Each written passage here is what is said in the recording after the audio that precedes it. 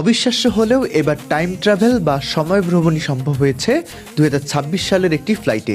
বিজ্ঞানে যাই বলুক, এই অসম্ভব ব্যাপার বাস্তবে ঘটেছে, যেখানে যাত্রীরা 2026 সালে বিমানে উঠে ভ্রমণ শেষে নেমেছেন 2025 সালে, অর্থাৎ তারা নতুন বছর থেকে ফিরে গেছেন পুরনো বছরে।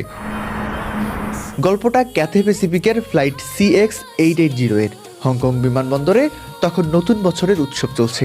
ক্যালেন্ডারের পাতায় তারিখ 1 জানুয়ারি 2026, ঘড়িতে রাত 12টা 30 মিনিট।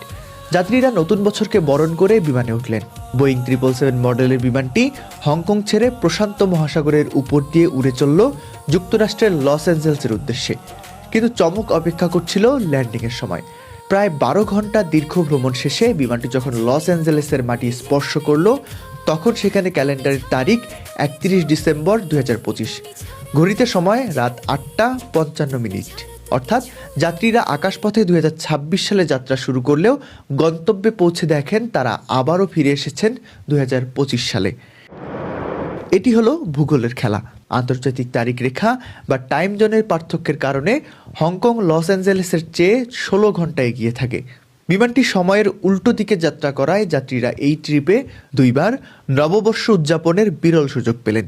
বাস্তব জীবনের এই টাইম মেশিন সত্যি এক অদ্ভুত অভিজ্ঞতা।